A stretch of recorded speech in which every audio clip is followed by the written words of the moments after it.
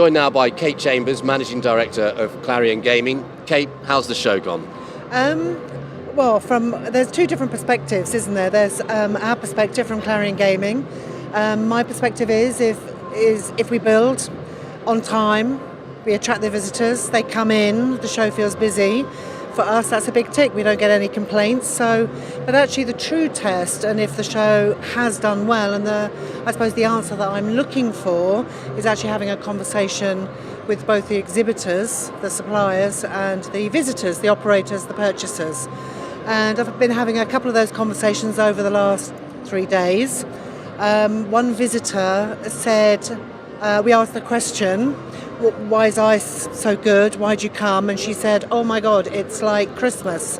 Everywhere you go, there's this present and you open it up and there's something amazing inside. So this was on the first morning.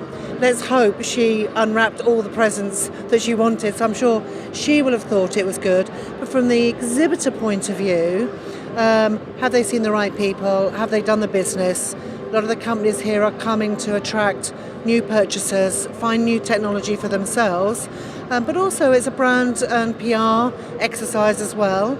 They spend a lot of money presenting themselves in the right way. I suppose I've spoken to about 10 of the top 20 customers, and actually, yes, they say they're happy. So actually that's the indication of a good show, is if the exhibitors and the visitors are happy. Yeah, it certainly is. What's been different about the show this year? I think that I seem to remember saying this every year actually, the amount of thought that goes into the presentation of the stands has definitely improved this year. I've had members of our board here today and they said in comparison with last year, you know, the finish, the excitement, the features that are being put on stands has improved year on year. But the overriding thing every year is the new technology. I mean, I'm just astounded about the companies who have such new innovative product, because actually gaming is the entertainment industry, so they're all searching for the next big experience, and certainly the exhibitors don't disappoint this year. And the quality of speakers at ICE Vox has been outstanding this year, and that had a different look and feel to it. Yeah, we changed the way that we present our content. I think we've traditionally put on 8 one-day conferences. You buy a ticket for cybercrime or for WRB, which is the regulatory conference. And actually, what we found is the way that people want to consume new information and learn and network has changed, or is changing, continues to change.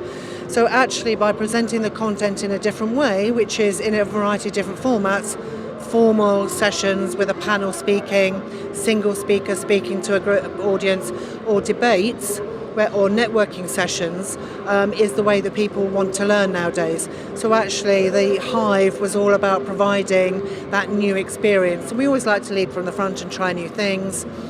So from what I've heard, it's been very successful. And the show just seems to keep getting bigger and better. Well, you should know size isn't everything. However, we get a lot of requests for space. So half the requests we get for space are from new exhibitors. They tend to be the smaller exhibitors, new entrants into the market, normally people with the most interesting new technology.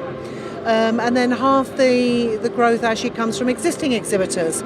Either they have a new product or they're entering a new market, so they have different product for different markets.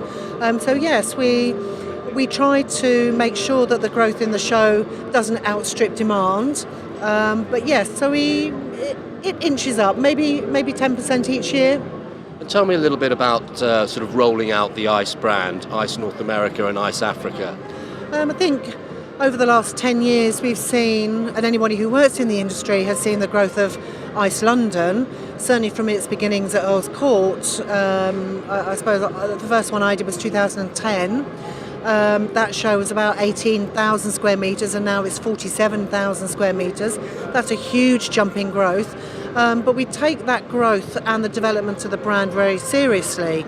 So it's about investing in our brand, and I think the ICE brand now is recognised all over the world. So we get a lot of requests for jurisdictions or continents to say, actually, we think our markets, we really like an ICE. so that we can promote ourselves to our domestic market. So we've looked at ICE Africa. That was a request from the African gaming community, and this year we've launched, or we will hold the first ICE North America.